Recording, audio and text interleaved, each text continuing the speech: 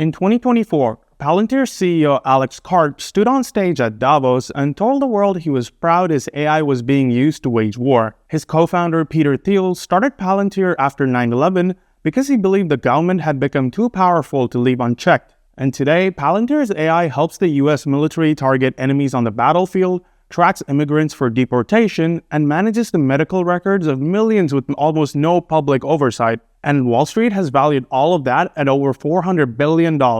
And most of the people betting on it have no idea what they're actually buying. To understand why, you need to go back to where this all started. In 2003, Peter Thiel had just sold PayPal to eBay for $1.5 billion and walked away with enough money to do whatever he wanted.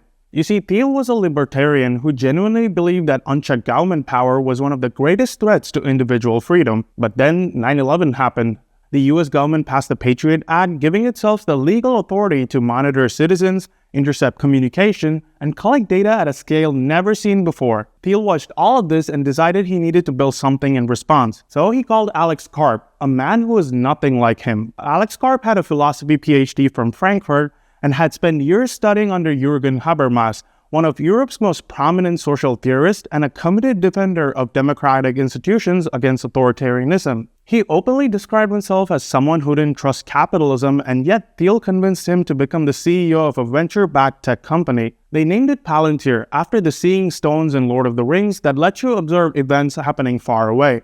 And from day one, the goal was clear. He wanted to build software that helps intelligence agencies fight terrorism while protecting civil liberties. The idea was to find actual threats through better data analysis instead of monitoring everyone and make the government more precise and not just more powerful. And Thiel genuinely believed technology could do both at once. But building the product was expensive. The company was burning through cash faster than it was bringing in revenue. So in 2004, InQtel's, the CIA's own venture capital arm, invested approximately $2 million in Palantir. This is the same government Thiel said he was building against had just become the company's most important backer. I mean, the irony was there from the very beginning. But even with the CIA's backing, Palantir came close to running out of money more than once. And the years that followed would test everything Thiel thought he was building. Sales took years, contracts were small, and for most of the first decade, Palantir was fighting to stay relevant. What kept them alive was a steady stream of government work from the CIA, NSA, FBI, and DHS, and special operations forces using Palantir software in Iraq and Afghanistan to track insurgent networks. The US military became Palantir's most reliable customer, and without those contracts, Palantir wouldn't have survived. I mean, the company that was supposed to be a check on government power was now almost entirely funded by government spending. And throughout this period, Palantir tried repeatedly to sell to commercial customers, from banks, insurance companies, healthcare providers, and most of them failed. The product had been built for government intelligence work, and adapting it for corporate customers was harder than anyone anticipated. It's actually the same problem we saw with Oracle. I made a full video on that, by the way. I'm going to link in the description over here. And Palantir had two core products. Gotham was built for government and military intelligence work, analyzing massive data sets to find patterns and connections across complex information. The second was Foundry, the commercial version designed to help corporations integrate and analyze their operational data. And it didn't launch until 2016, 13 years after the company was founded. And for most of Palantir's first decade, Gotham was generating almost all of the company's revenue, while Foundry barely existed. And by the time Palantir started gaining commercial traction, the company had spent over a decade being shaped entirely by government work. And that wasn't something you could just walk away from. And then in 2020, something happened that changed everything. Palantir went public, and the story it told investors was about to take a very different turn. In September 2020, Palantir went public by listing directly on the stock exchange, skipping the traditional IPO process entirely. Karp wrote a letter to investors talking about protecting Western democracy and the importance of what Palantir was building. And the stock opened at $10 and promptly went nowhere. I mean, Wall Street was skeptical. This company was still heavily government dependent, still searching for a clear commercial growth story, and still not obviously profitable. Then in November 2022, ChatGPT launched and changed everything. Palantir launched AIP, their artificial intelligence platform, in May 2023, and their pitch was very compelling. See, Palantir had spent 20 years building infrastructure to integrate and analyze complex data at scale, and AI needed exactly that infrastructure. So now suddenly, Palantir wasn't a controversial government contractor, it was an AI company with a 20-year head start on every single competitor. And the market bought this story. The stock went from $6 at its lowest to over $200 by November 2025. And retail investors piled in through Reddit and financial social media. Palantir became one of the most discussed stocks in the retail investing communities, with people buying it not because they understood the business, but because the AI narrative was compelling and the momentum was impossible to ignore. Then in September 2024, Palantir was added to the S&P 500. This forced every passive index fund in America to invest in Palantir, whether the valuation made sense or not. Trillions of dollars in index funds automatically added Palantir to their portfolios, and the stock surged even further. By mid-2026, Palantir's market cap had reached over $400 billion on revenue of just $3.1 billion. That's roughly 135 times the revenue. And for context, Salesforce trades at around 6 times the revenue, and Microsoft at around 12 times. Palantir was priced as in it would grow for an exponential rate for an extraordinarily long time, and most of the people buying it had never looked at those numbers. But while the stock was climbing, nobody was asking the more important question. What is Palantir's AI actually being used for? The first answer is warfare. In 2025, the US Army signed a $620 million contract with Palantir for something called the Maven Smart System. You see, Palantir's AI takes battlefield intelligence from multiple sources, including satellite imagery, signals intelligence, and ground reports, and synthesizes all of it and presents targeting recommendations to military operators. I mean, yes, the human makes the final call, but Palantir's AI decides what options they see and which targets get prioritized. And at Davos in 2024, Karp stood in front of a room full of world leaders and told them he wanted America's enemies to be afraid of what Palantir had built. In another interview, he said that he was proud to support the lethality of the American military. This is the same man with the philosophy PhD who spent years studying democratic theory under one of Europe's most respected social theorists, and he's now proudly building systems that help decide who gets targeted on the battlefield. But warfare is only part of the story. Palantir built and operates the ICE Investigative Case Management System, a $95 million contract that gives the U.S. Customs and Immigration Force Agency a comprehensive platform to share data across federal agencies, track individuals, and coordinate enforcement operations. It has been used in several high-profile deportation operations across the United States, and multiple civil liberties organizations have filed formal complaints about the system. And Peter Thiel said he built Palantir to protect people from government surveillance, but the system Palantir built for ICE is one of the most comprehensive immigration surveillance databases ever created. And it doesn't stop there. Palantir won a £330 million contract to build and operate the NHS Federated Data Platform,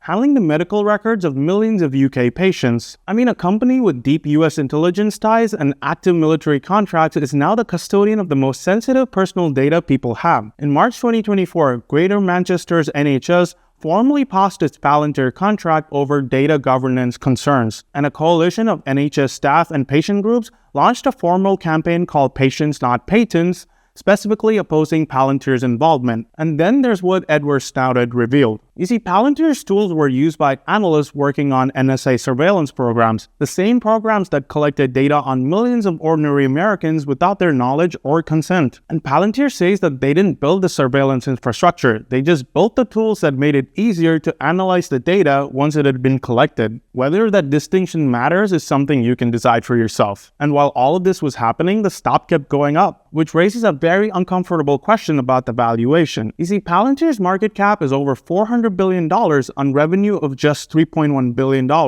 For that valuation to make sense, Palantir would need to reach approximately $40 billion in revenue within the next decade. They currently make $3.1 billion and grow at roughly 30% annually. Even maintaining that exact growth without slowing for 10 consecutive years gets them roughly to $40 billion.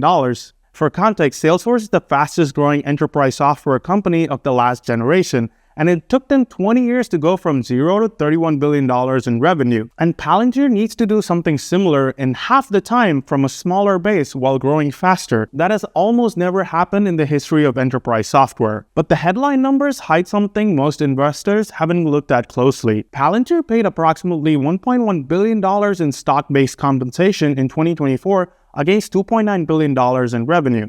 That's 38 cents of every dollar Palantir made going directly back to employees in stock. And in 2024 alone, Karp personally became $6.8 billion richer on the back of his Palantir shares increasing 340% in value. That's more than double what the entire company made in revenue that year. And since the IPO in 2020, Palantir's share count has grown by 26%. So every share you own today represents a smaller piece of the company than it did in 2020, even if the stock price is higher. Then there's Michael Burry. He's the guy that predicted the 2008 financial crisis. He publicly stated that he believes that Palantir is worth approximately $1 per share and has taken a massive short position against it. Now the bull case is real and worth acknowledging. Palantir's commercial revenue is growing at 71% annually, and existing customers are spending 57% more each year on average. The AI platform they built has a genuine technical advantage. It was specifically designed to work with the kind of messy, incomplete, and classified data